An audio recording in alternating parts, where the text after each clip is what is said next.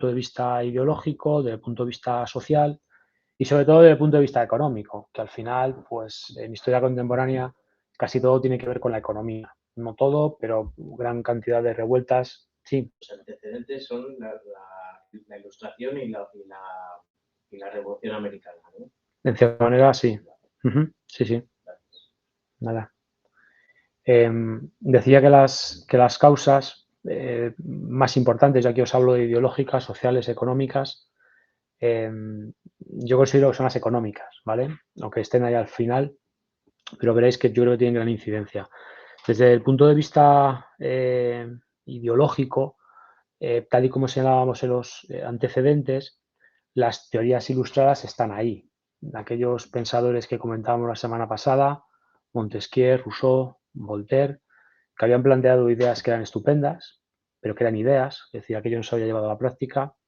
Ahora nos damos cuenta que en Estados Unidos están funcionando con esas teorías, que tiene una constitución que recoge separación de poderes, que recoge soberanía nacional y por lo tanto ya no es una quimera, ya no es una utopía, ya no son ideas, sino que es algo que se lleva a la práctica. Entonces, desde el punto de vista ideológico, está claro que la influencia de las teorías ilustradas es sumamente importante y sobre todo el ejemplo de Estados Unidos. ¿Vale? Esto ya se ha llevado a la práctica y el ejemplo lo tenemos, repito, en la otra orilla del Océano Atlántico, ¿no? En esas 13 colonias. Desde el punto de vista social, comenzaba a surgir una nueva clase social, un nuevo grupo social, que es la burguesía. ¿Vale? Una burguesía es, de una manera que lo entendamos, ¿vale? Es alguien que no pertenece a la nobleza, no pertenece al clero, pertenece a eso que llamamos tercer estado, pero que tiene un alto poder económico, un alto poder adquisitivo, un hombre de negocios, bien, podría ser perfectamente un burgués, no es noble y tampoco pertenece al clero, ¿vale? Claro, esta burguesía, gentes de negocios, gentes con un cierto poder económico, no tienen poder político, sí tienen poder económico, repito, pero no tienen poder político, no tienen poder de decisión, no tienen capacidad para ocupar ciertos puestos importantes, de manera que, en cierta manera, quien empuja a la Revolución Francesa no son tanto las clases bajas, las clases más humildes que participan, pero los promotores, los ideólogos, no son ellos. Los ideólogos es la burguesía, aquellos que tienen una cierta capacidad económica, incluso son capaces de pensar, idear y de ponerse a liderar este proceso que será la Revolución Francesa. Por último, pero ya os digo que quizás sean las más importantes, están las causas llamadas económicas. Y aquí tenemos pues, como 3 o 4 bastante importantes. En primer lugar, los años 87, 88, 89 son años de malas cosechas, por lo que sea, condiciones climáticas, llueve mucho, llueve poco, llueve tarde, graniza, hielos tardíos. Bueno, las condiciones climáticas son malas, las cosechas son malas. Si la cosecha es mala, recojo menos trigo. Si recojo menos trigo, tenemos menos harina. Si tenemos menos harina, el precio del pan aumenta. Y si el precio del pan aumenta, pues eso es bastante malo para las clases más bajas y es el preámbulo de una revolución perfecta. Además de esas malas cosechas, tenemos, en el caso de Francia, un aumento muy importante de la deuda pública. Y es que llevan varios años en donde ellos gastan más que ingresan. Eso significa deuda pública, ¿no? Que tú gastas 15 e ingresas 10. Lo digo en cifras redondas, ¿vale? Para que nos entendamos. Eso significa que tienes un déficit de 5 y si necesitas dinero, pues generalmente todos los gobiernos al final hacen lo mismo. Es o crean impuestos nuevos, que puede ser una opción, o aquellos que ya existen lo que hacen es subirlos. En definitiva, el gobierno tiene que recaudar más dinero. Lo miréis por donde lo miréis, hay que recaudar más. Y tenemos esas dos opciones, repito, aumentar los impuestos que ya existen o crear impuestos nuevos. Da exactamente lo mismo. El rey se va a quedar ahí con esa duda de qué hacer.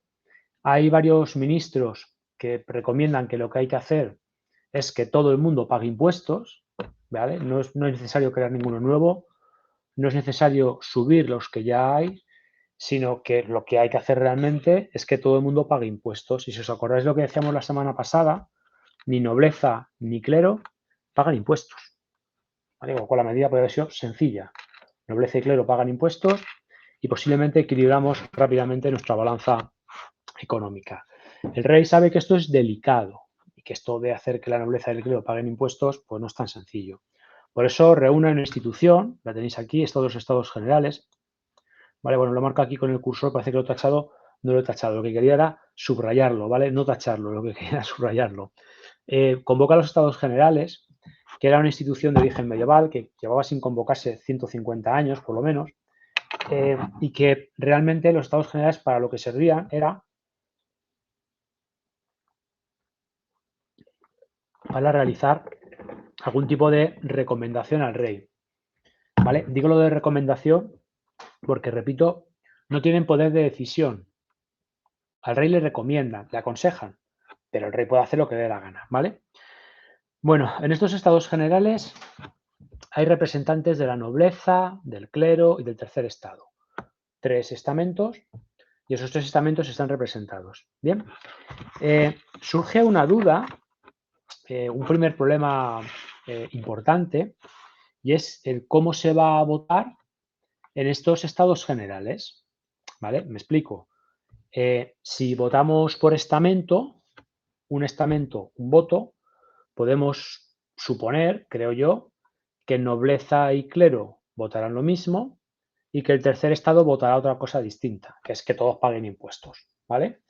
Si en lugar de votar por estamentos votamos por personas, es cierto que había más representantes del tercer estado y por lo tanto la votación, el resultado final sería completamente distinto. Entonces, establecer cómo votamos, pues tiene su importancia, claro que tiene su importancia. El rey no lo ve claro y decide cerrar las cortes, decide cerrar estos estados generales. Cerrar significa cerrar físicamente el local donde estaban, donde se reunían.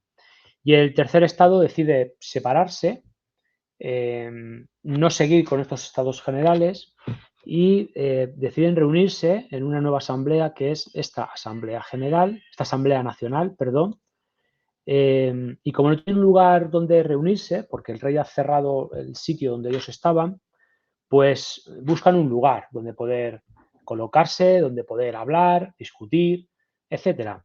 Y ese lugar que encuentran libre es lo que aquí en España llamamos un frontón, ¿no? Que es, en Francia lo llaman el juego de pelota, es un juego de pelota. Pero en España, perdón, sería pues un frontón cubierto, eso sí, eso lo ven que está abierto y allí se meten.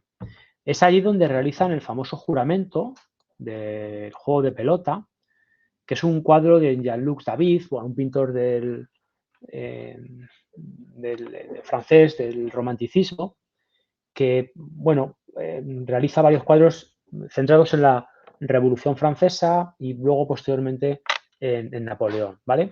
En ese juramento del juego de pelota, esta Asamblea Nacional, que solo representa al tercer estado y que se han ido de los estados generales, realizan un juramento en el que se dice que no se van a disolver hasta que Francia no tenga una constitución. Su objetivo número uno, su único objetivo, si queréis, es dar a Francia una constitución.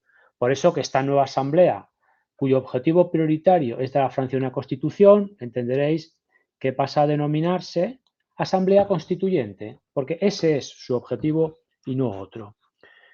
Claro, cuando todo esto tiene lugar, en Francia van a estallar distintas revueltas, revoluciones, y la más importante, de hecho es importante, tan importante que ellos lo celebran como su fiesta nacional, ya sabéis, es el 14 de julio, que es el asalto a la Bastilla. La Bastilla, la gran prisión de la monarquía francesa en París, donde estaban todos aquellos disidentes políticos, etcétera, que en ese momento prácticamente no hay nadie en la Bastilla, que está mal defendido, hay un pequeño destacamento militar, el cual es pues, parcialmente eliminado, se asalta la Bastilla, parte de sus piedras son arrancadas de la Bastilla para formar barricadas y se convierte un poco en el símbolo de la revolución, algo más simbólico, si queréis, que realmente la trascendencia que tuvo en todo este proceso que os estoy contando. Este miedo se extiende a otros lugares, no solamente a París. Eso provoca la huida de la nobleza, de clérigos, de todos aquellos que sospechan que la revolución puede ir en su contra, y en la medida de sus posibilidades todos escapan del país, o los que pueden, ¿vale? Lo digo todos, evidentemente no son todos. Bien, se produce en ese verano, en agosto del 89, la Declaración de Derechos del Hombre y del Ciudadano, que es muy parecida a la de Estados Unidos, la que realizan los americanos unos añitos antes. Pues esta es casi un calco. Si viésemos los dos textos a la vez, veríamos que se parecen bastante y que de hecho ideológicamente defienden las mismas ideas: soberanía nacional, libertad política, división de poderes, ciertos derechos de la persona, ¿vale? Eso están en los dos documentos.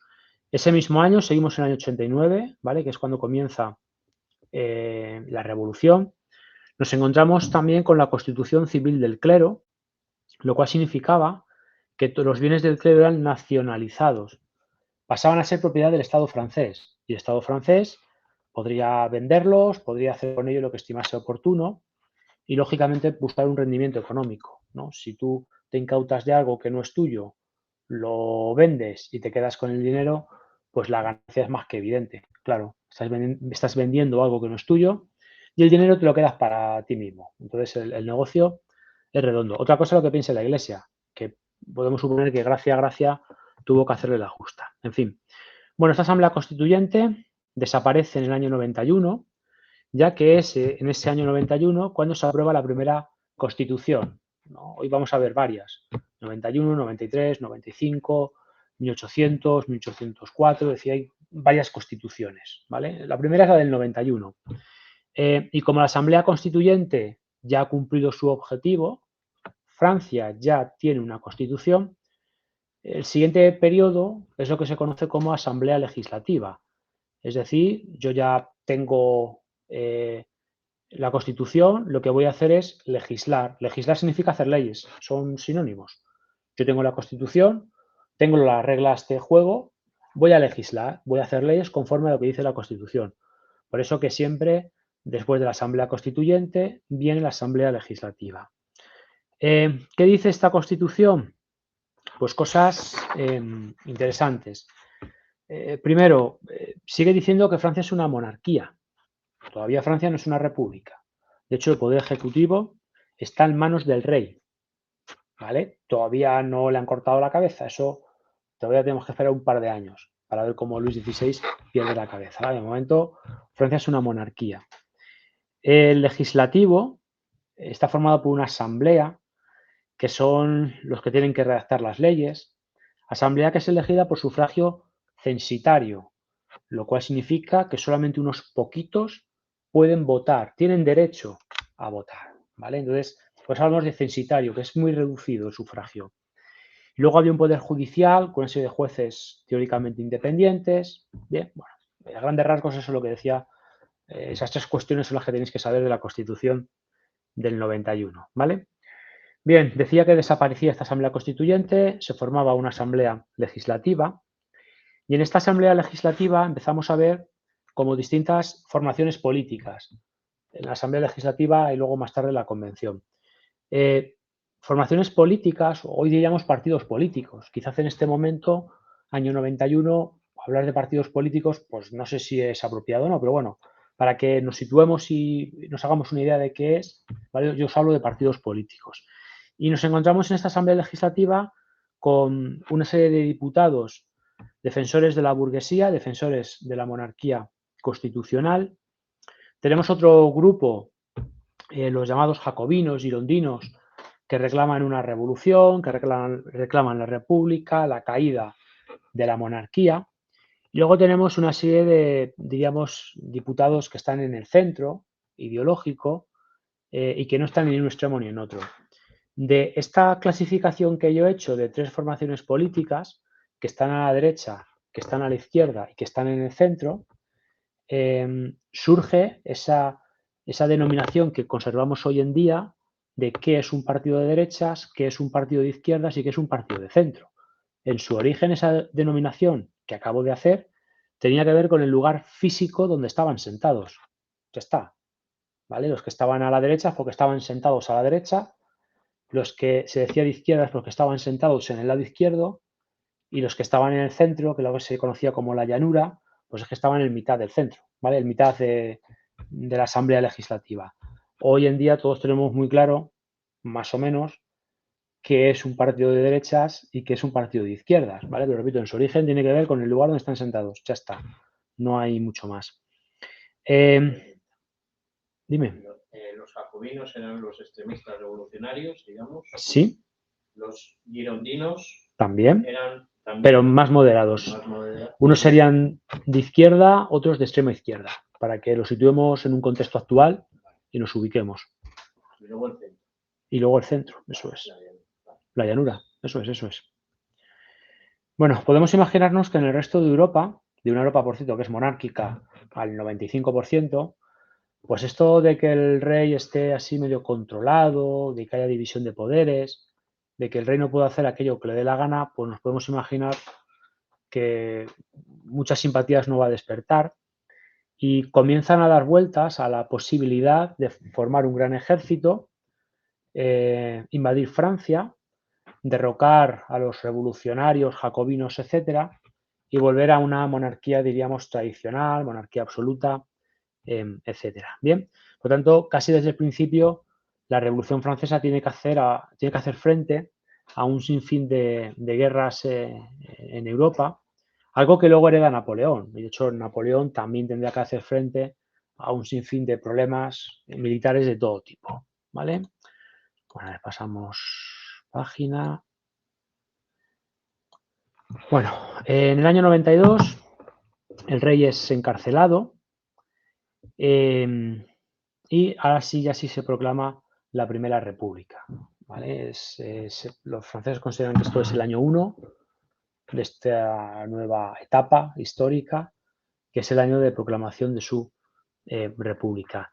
Esa república es la que finalmente juzga a Luis XVI, hay un juicio contra Luis XVI, su mujer, y aunque no todo el mundo está de acuerdo con el veredicto final, de hecho los girondinos lo ven de una manera, los jacobinos lo ven de otra, ¿vale? Los girondinos hubiesen preferido mantener a Luis XVI vivo, pero los jacobinos entienden que hay que eliminar al rey, que es la prueba evidente de que la revolución va bien, de que la república está bien planteada y la mejor manera es quitando del medio al rey, a su mujer, su hijo, el que sería Luis XVII, muere en la cárcel, siendo nada, un adolescente.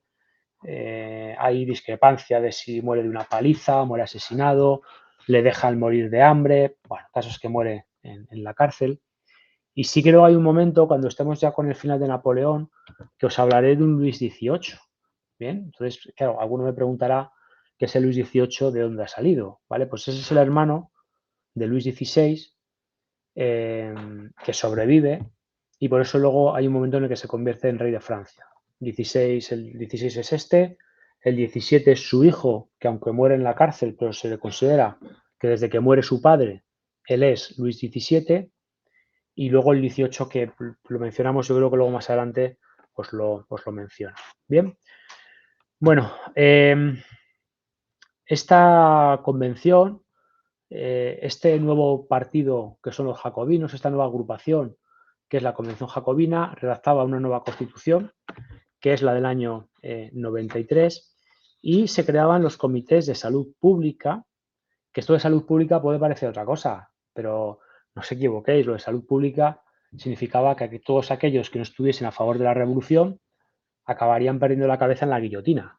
Entonces, lo de salud pública, en fin, bueno, sería discutible, ¿no?, el nombre de salud pública. Bueno, los franceses, con Robespierre a la cabeza, hablan de comités que tienen que perseguir a disidentes políticos, que tienen que perseguir a todos aquellos que piensen de otra manera y tienen que acabar siendo ejecutados en la famosa guillotina, ¿no? Ya sabéis que la guillotina la crea un médico, el doctor Guillotin, de ahí viene el nombre de guillotina, que piensa que es una manera perfecta para morir, no falla. Si ahorcas a alguien, si no le partes el cuello, puede tardar en morir. Si le fusilas, depende de donde le pegues el tiro, tampoco muere en el momento, tienes luego que rematarlo, etcétera. Entonces, daba la sensación, creo yo, que te cortan la cabeza, eso no falla, y ahí no tienes que rematar al reo, ¿vale? Mueres sin más. Entonces, es un médico, que también no deja de ser paradójico, el que crea esta herramienta de la revolución que es la guillotina. Bueno, los excesos de los jacobinos y de Robespierre hacen que incluso los franceses creen un nuevo calendario. El calendario que hasta este momento había, y que es parecido a lo que tenemos en la actualidad, es un calendario basado en fiestas religiosas.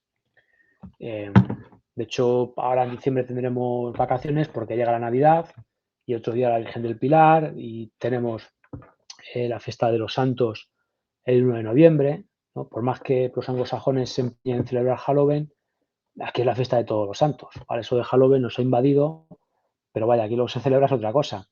Digo con esto que el calendario que tenemos actualmente está ligado a la religión, pero el que había en el siglo XVIII también estaba ligado a la religión. Y los jacobinos no quieren ni oír hablar de religión, y ese calendario lo cambian y crean un nuevo calendario con una serie de nuevos meses que no hacen referencia a festividades religiosas, sino que hacen referencia a la época del año en la que estamos.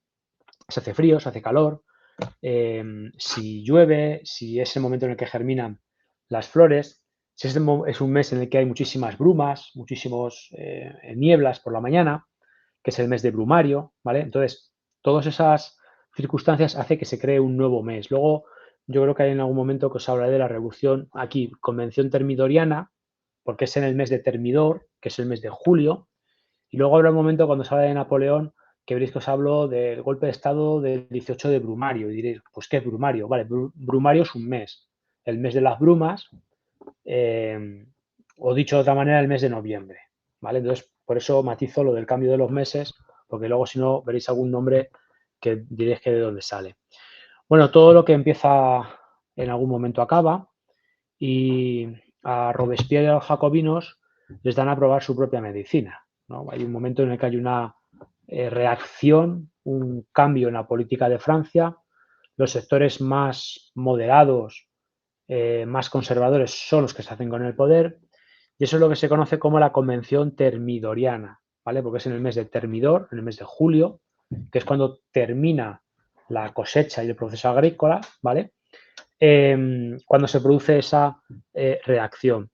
Se elabora una nueva constitución muy, muy limitada, digo muy limitada desde el punto de vista de quién podía votar, con un sufragio tremendamente censitario, y que hacía que casi volviésemos al punto de salida, ¿no? Donde muy pocos son los franceses que pueden votar.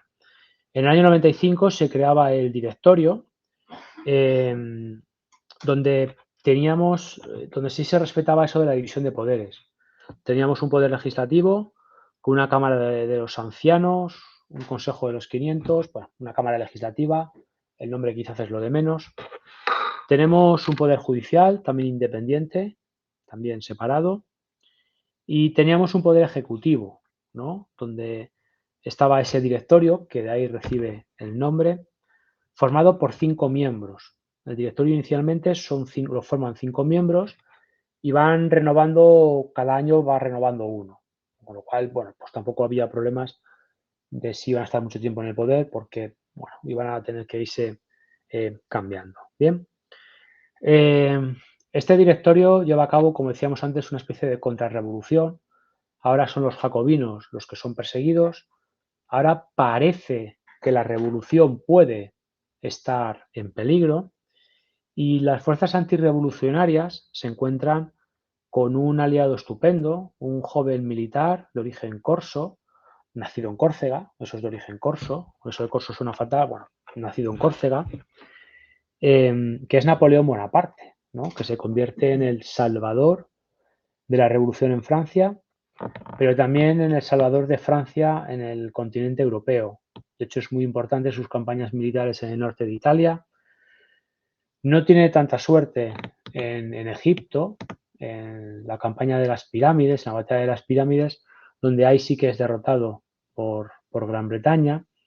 Pero bueno, consigue romper el cerco de la Armada Británica en el Mediterráneo, llega a las costas francesas, desembarca en Francia y da un golpe de Estado, ¿vale? Da un golpe de Estado, que es el del 18 de Brumario, del año 99, de manera que teóricamente la República desaparecía y comenzaba un nuevo periodo en la historia de Francia, que es la Francia napoleónica, la Europa napoleónica, también llamado el Imperio Napoleónico. Lo que pasa es que es cierto que en el Imperio, hasta 1804, no hay imperio. Lo que hay antes es un consulado, ¿vale? Entonces, Napoleón es emperador a partir de 1804. Antes lo que es un cónsul, que en algunos casos se parece bastante, pero vaya, no ha sido coronado por el Papa, no tiene la corona, en fin, es un cónsul, no es un emperador. Bueno, comenzaba esa nueva etapa, decía el consulado, del 99 a 1804. Inicialmente el consulado está dirigido por 3 cónsules. Uno es Ducos, escrito Ducos, otro se llama Sieyes, con una Y, los nombres estarán en el libro, seguro. Y el tercero es Napoleón, ¿vale? Con lo cual ya veis que Napoleón todavía no tiene un poder absoluto, sino que comparte el poder con otros 2 cónsules distintos, ¿de acuerdo? Bien, redactaba una nueva constitución unos meses más tarde, en 1800 ya, y aquí Napoleón ya aumentaba el poder, y es que ahora se convertía en primer cónsul.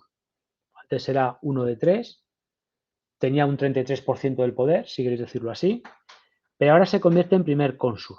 Tiene capacidad para nombrar jueces, tiene capacidad también para nombrar ministros, tiene capacidad para nombrar funcionarios.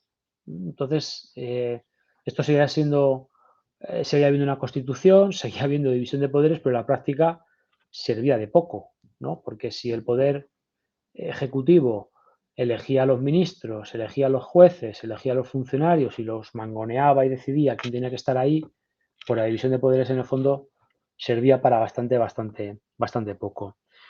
Esta constitución, por lo tanto, la de 1800, recortaba la soberanía nacional, votaban muy poquitos, se eliminaba la declaración de derechos y esa división de poderes, pues en la práctica no servía para nada, porque Napoleón lo ocupaba todo como si fuese un monarca absoluto, de los que veíamos al principio, pues en algo parecido se estaba convirtiendo. Un año más tarde, en 1801, firmaba un concordato con la Santa Sede, con el Vaticano, que cuando utilizamos la palabra concordato, que puede sonar así como un poco raro, un concordato es un acuerdo, un convenio que tú firmas con el Vaticano, con la Iglesia. Ya está, ¿vale? Eso es un concordato. Si lo firmases con un país, el que fuera, sería un acuerdo internacional, ¿no? O sí, un acuerdo internacional, podríamos llamarlo, pero como es con el Vaticano, lo conocemos como concordato. Y más adelante, en algún otro tema, luego de historia de España, hablaremos también de concordato. Entonces, que os quede claro que eso es un acuerdo que firmas con el Vaticano. Bien. Se elaboraba una nueva constitución, la de 1802, donde Napoleón sí que tiene más poderes, se convierte en cónsul vitalicio, sigue siendo cónsul, todavía no es emperador, pero fijaos qué 3 pasos ha ido dando. Primero es cónsul junto a otras 2 personas, comparte el poder. Luego él es el primer cónsul, siguen los otros 2, pero él es el primer cónsul. Y ahora se convierte en cónsul vitalicio, que entendemos la palabra vitalicio, ¿no? Vitalicio es que es para siempre, hasta que mueres o hasta que te dé la real gana. Y no solamente eso, sino que él tiene la capacidad para nombrar a su sucesor. Entonces, alguien que está en el poder hasta que muere o hasta que le da la gana y que además tiene capacidad para nombrar a su sucesor, pues eso se parece bastante a lo que hacía antes la monarquía, a lo que hace un rey o a lo que hace un emperador, ¿no? Es decir, la idea es bastante parecida. En estos años, Napoleón reorganiza también las fronteras de Francia, consigue cierta estabilidad económica, con unos buenos datos económicos, y por ejemplo, en estas fechas, Napoleón crea el Banco Nacional de Francia, crea el franco como moneda nacional de Francia, unifica varias monedas que se utilizaban hasta ese momento y crea esa moneda única que es el franco, que va a estar funcionando pues igual que nuestra peseta, ¿no? Hasta la llegada del dichoso euro. Bien. Elaborar un nuevo código civil, un nuevo código penal, lo que se conoce como el Código Napoleón, que en las facultades de Derecho, en la asignatura de Historia del Derecho, todavía se sigue estudiando el Código Napoleónico, pero quizá lo más peliagudo, lo más interesante de este periodo es lo que tiene que ver con la política exterior. Y es que Napoleón no va a encontrar una paz duradera con Europa y sobre todo se las va a ver y se las va a tener con Inglaterra, con Gran Bretaña, que es el gran enemigo y es el que al final le va a derrotar, ¿vale? Luego en Waterloo, cuando hablemos al final en 1815. Bueno, Napoleón, ya estamos en modo imperio, 1804, se convierte en emperador. De hecho, digo se convierte porque se autocorona. Hay un cuadro también muy famoso de este mismo pintor que decíamos anteriormente, de Jean-Luc David, que representa justo el momento en el que Napoleón se está coronando, corona a su esposa, se autocorona a sí mismo, a pesar de que el Papa había sido, se le habían hecho venir desde Roma para esta ceremonia, pero una vez que está aquí, Napoleón, en un acto yo creo que de soberbia más que clara, decide que tú no me pones la corona me la pongo yo, que soy Napoleón Bonaparte, ¿vale? Entonces yo te hago venir aquí para que veas cómo me convierte el emperador, pero ya está, nada más. Y era el momento de redactar una nueva constitución. Fijaos que no obstante, en el artículo primero de esta constitución, que es la de 1904, se decía algo así como el gobierno de la república se confía a un emperador, que a priori casi es, no sé si una contradicción, pero casi, ¿no? Una república, un emperador, me parecen cosas distintas, si no, bueno, el artículo no es lo que dice, aunque luego Francia se va a convertir, bueno, de hecho ya es un imperio, ¿no? La idea de la república ha desaparecido. Para tenerlo todo aún más controlado, Napoleón decide mejorar el sistema policial que ya existía, limita la libertad de expresión, limita la libertad de opinión, el poder judicial está totalmente controlado por Napoleón. Así que, bueno, lo que le quedaba además era formar un gran ejército continental que va a convertirse en el más temido de todo el continente europeo y que va a dominar prácticamente media Europa. Como veremos, ahora cuando hablemos de las batallas del Imperio Napoleónico, bueno, veremos dónde empieza a perder las muchas guerras napoleónicas, que aquí vemos lo principal y no nos detenemos mucho más en ello, porque si no, pues esto sería interminable. Bueno, de todos los enemigos que él tiene, el más peligroso es, decíamos antes, es Gran Bretaña, Inglaterra. Napoleón ya sabe que el poder invadir las islas británicas es complicado. Felipe II ya lo había intentado y aquello había acabado bastante mal. Hitler lo va a intentar también un año más tarde y tampoco va del todo bien. Entonces Napoleón piensa que cruzar el estrecho el Canal de la Mancha, perdón, puede ser complicado, puede ser difícil y por eso busca otra estrategia. Esa otra estrategia es decretar el bloqueo continental de manera que ningún país europeo pueda comerciar con los británicos y de esta manera intentar ahogar a la economía británica, ¿vale? La idea no está mal, la idea es buena, ¿no? Ahogar a la economía británica, asfixiarles poco a poco, bueno, no está mal como táctica. El problema es que a ver cómo controlas tú el mercado negro, a ver cómo controlas tú toda la costa atlántica para evitar que los barcos lleguen, salgan y entren y hagan lo que quieran desde las Islas Británicas.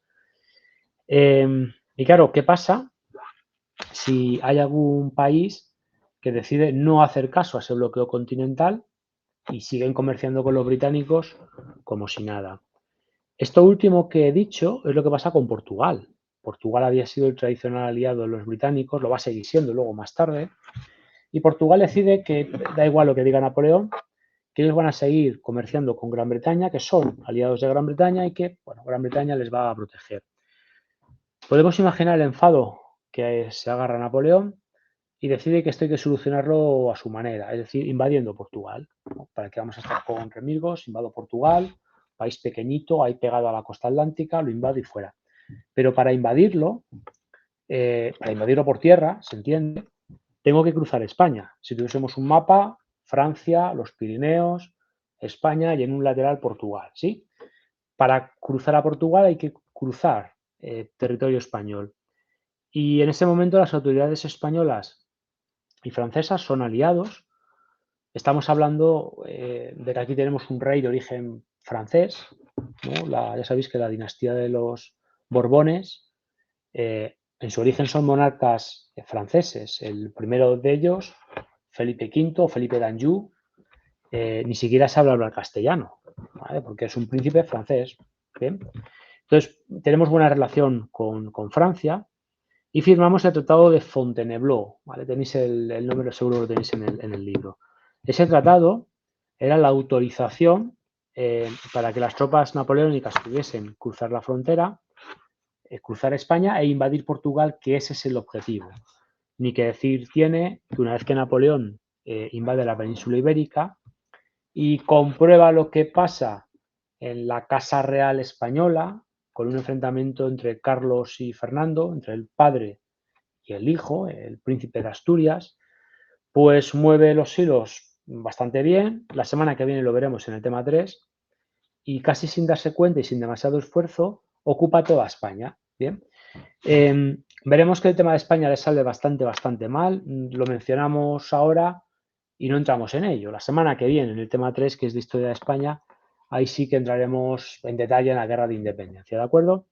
Nos quedamos, por lo tanto, con una guerra que comienza en España, con una guerra que finalmente va a ser bastante más complicada de lo que Napoleón pensaba, y el problema se multiplica por 2 o por 3 o por 4, por lo que queráis, porque en 1812 comienza también un nuevo enfrentamiento con la Rusia de los zares. Había un acuerdo previo, el acuerdo se rompe, el zar decide que hay que olvidarse de Napoleón, que hay que buscar la guerra con Francia, y Napoleón tiene una papeleta interesante.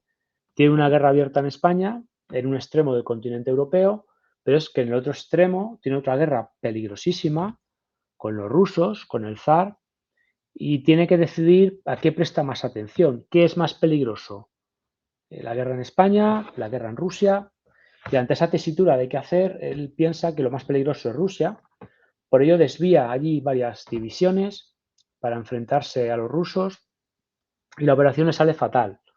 Sabemos que en Rusia el ejército napoleónico desaparece, es aniquilado, no son capaces de solucionar el tema del frío, bueno, o sea, varias cuestiones de logística. Napoleón es derrotado y de hecho cede el trono, tiene que abdicar, cede el trono y eso supone que es desterrado a la isla de Elba, que es una islita pequeña que está en el Mediterráneo, frente a las costas entre Italia, Francia, ¿vale? Y el Mediterráneo, pues ahí está la isla de Elba. Y el hueco que dejaba como emperador ahora es ocupado por otro Borbón, por ese hermano de Luis XVI, que es el que se convierte en Luis XVIII, ¿vale? Claro, después de todo lo que hemos hablado, pues no sé si era demasiado lógico el tener de nuevo un rey y encima de la misma casa nobiliaria, porque si fuese un rey de otra casa, de la dinastía de los Orange o no sé, pues bueno, pero si es un mismo rey de la misma casa, de hecho es el hermano de Luis XVI, pues parecía que aquello no terminaba de gustar, no terminaba de encajar y hay muchísima gente que no confía nada en la monarquía francesa. Por eso, Napoleón da un golpe de estado, otro, se escapa de la isla de Elba, cruza el Mediterráneo, desembarca en Francia y da un golpe de estado en el que da lugar al Imperio de los 100 días, ¿bien? Que es ese último imperio que se llama de los 100 días, por cierto, porque es lo que dura. Dura 3 meses y un poco, 3 meses y un poco, pues son 100 días. ¿Vale? Entonces el nombre es fácil de recordar y hace alusión a lo que dura, ¿de acuerdo? Bueno, Napoleón se convertía de nuevo en emperador por 3 meses y un poquito. Los países europeos se reorganizan, forman una octava coalición. Yo creo que hay 7 coaliciones previas, esta es la octava, donde están todos los países importantes del continente europeo. España no participa. En España además tenemos con lo que tenemos, que ya veremos la semana que viene qué es. Y las tropas napoleónicas, las tropas dirigidas por Wellington, por el duque de Wellington, se enfrentan en las llanuras de Waterloo, en lo que actualmente es Bélgica. Supongo que a lo mejor Waterloo, además de por la batalla, además por la canción de ABBA, ¿no? De los años 70, yo creo que era por ahí, a lo mejor el nombre de Waterloo puede sonar más recientemente porque es allí donde tiene su residencia oficial el fugado Puigdemont, ¿no? Del cual seguro que habéis oído hablar. Pues bueno, si habéis visto alguna vez una imagen de su residencia y dónde vive y todas esas cosas, pues es en Waterloo, ¿vale? En Bélgica, donde tuvo lugar la batalla definitiva. Bueno, Napoleón es derrotado, ya los británicos lo que hacen es deportarlo, enviarlo a una isla un poco más alejada para que no tenga tan fácil el poder escaparse.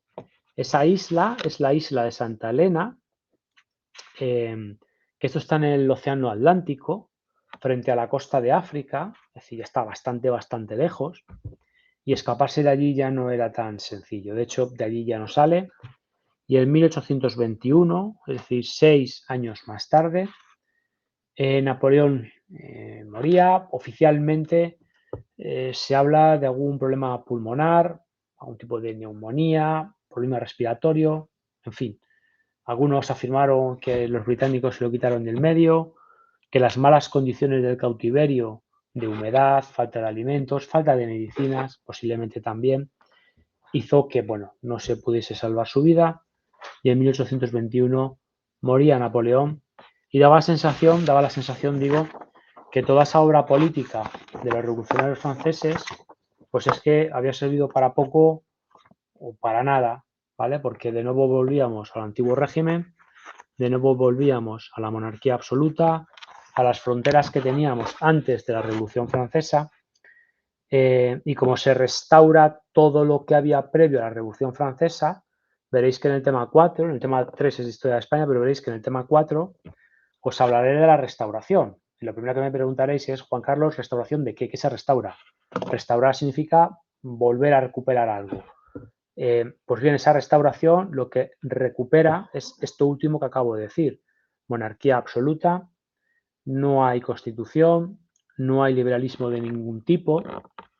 Las fronteras de Francia, lógicamente, vuelve a las que tenía antes, bien, y veremos que esa restauración es justo lo contrario de lo que Napoleón había intentado. Luego, bueno, eso de la restauración, ya digo, que será algo que contaremos en 15 días. La semana que viene vemos el tema 3, que es un tema de historia de España. Lo tengo aquí, sí.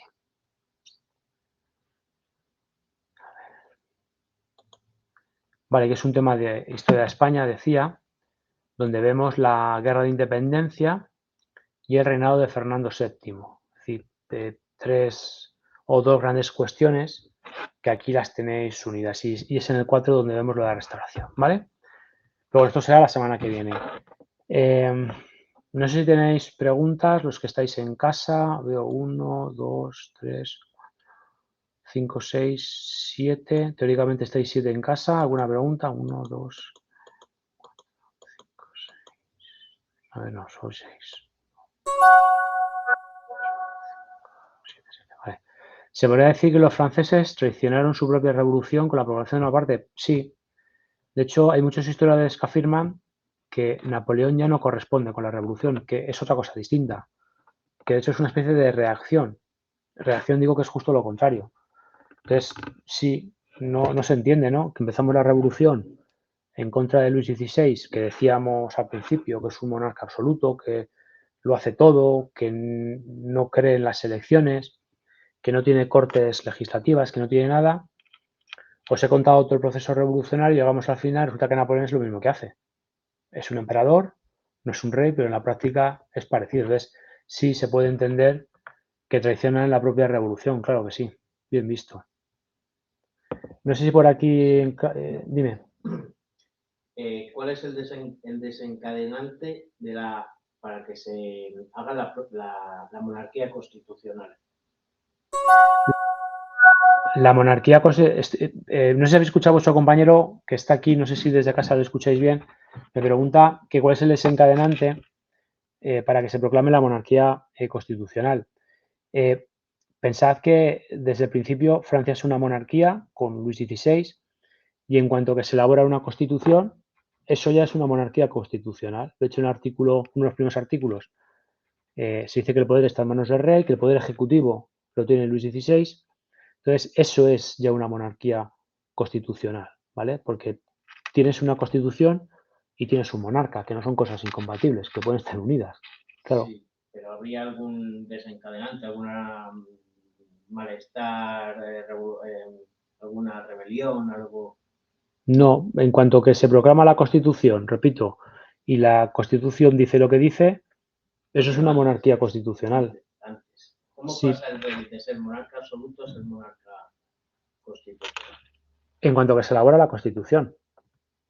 Elaboras la Constitución, que ya hemos visto cómo se elabora la primera, que es la del año 91, con esa asamblea constituyente que redacta una serie de cuestiones. Esas cuestiones son las que aparecen recogidas en esa Constitución y los diputados que están en la asamblea constituyente deciden que Francia es una monarquía constitucional, pero lo deciden ellos. El rey tiene que aceptarlo, no tiene otra opción. Lo acepta sí o sí, no hay más. Vale, por aquí veía cómo pudo tener un ejército tan grande para tener varios frentes a la vez. Iba bien económicamente. El ejército napoleónico, a diferencia de algunos ejércitos de la época, estaba formado en una parte muy importante por voluntarios. No eran soldados de reemplazo, no eran soldados que obligatoriamente tenían que ir a hacer la guerra, sino que muchos eran voluntarios que defendían la revolución, que lo que ellos pensaban es que esa revolución que había triunfado en Francia la estaban extendiendo a otros países y era el ejército de la revolución. Entonces, inicialmente cuenta con muchísimos voluntarios. Luego hay un momento en el que, sobre todo cuando las guerras se complican, que tiene que tirar de reemplazos, de movilizaciones obligatorias. No hay más remedio. Y claro, desde el punto de vista económico, es cierto que los ejércitos napoleónicos, a diferencia de otros ejércitos, no necesitaban, recibían su paga, sí, pero no necesitaban una gran red de abastecimiento ni muchos recursos económicos porque vivían sobre el terreno. Es decir, aquello que necesitaban lo cogían del terreno que ocupaban. Y si llegaban a un municipio nuevo, a un pueblo nuevo, pues posiblemente se iban a quedar sin gallinas, sin vacas, sin cerdos, lo que fuera, porque lo iban a utilizar ellos. Entonces, según van avanzando, según ocupan nuevos terrenos, todo lo que pueden comer, todo lo que pueden utilizar, lo utilizan. Cosa que otros ejércitos no lo hacían exactamente así. ¿Vale? Entonces, tienen su paga, sí, pero nada más. ¿Vale? ¿Por aquí alguna pregunta? Dime tu nombre, que no, no te... Javier. Caravantes. Javier Caravantes. Correcto. Vale. Los que estáis en casa ya sé quiénes sois porque lo veo aquí en el chat. ¿Vale? Veo el apellido. No, el nombre no sé quiénes sois, pero bueno, como tengo luego el listado por otro lado, puedo comprobar quiénes estáis y quién no. ¿Vale? Bueno, para aquí la grabación. Os le he dado al parar, ¿no? Vale. Para aquí la grabación y nada, para la semana que viene veremos el tema 3. Intentad lo que dije la semana pasada, leerlo. Los resúmenes, ahora mismo, si estáis viéndolo, tenéis que tener en algún sitio un link. Si bajáis más abajo, tenéis que tener un ficherito que es esto que estáis viendo en pantalla. ¿Vale? Es decir, que desde casa podéis descargarlo ahora o luego más tarde cuando os dé la gana. Es decir, que si queréis verlo todas las veces que queráis, podéis luego descargarlo. ¿Vale? Es decir, que lo tenéis ahí todo. ¿Vale? Tenéis que bajar, en lugar de lo que estáis viendo en la pantalla, si bajáis un poco más para abajo, pone el autor, pone la fecha, la asignatura, el tema, no sé qué, y en algún momento aparece lo del fichero, que es pues lo que está subido. ¿Vale? Que de hecho creo que hay subidas pues está hasta la presentación del tema 5, ¿vale? Las voy subiendo según vamos avanzando y esta que tenéis en pantalla es la del tema 3, que es lo que veremos la semana que viene. Pero vamos, las otras están ahí también, ¿vale? Para que podáis descargarlo sin ningún problema. ¿De acuerdo? Vale, pues lo dicho, nos vemos la semana que viene. Intentad leer el tema 3, una lectura. Si podéis 2, mejor, y si podéis 3, estupendo. Pero por lo menos lo echáis un vistacejo, ¿vale? Le hacéis una lectura durante la semana y así, pues bueno, podemos avanzar un poco más deprisa y sobre todo que las cosas os suenen, ¿no? Los nombres os suenen, ¿de acuerdo? Bueno, muchas gracias, pasad buena semana y nos vemos el miércoles, ¿de acuerdo? Chao, hasta luego.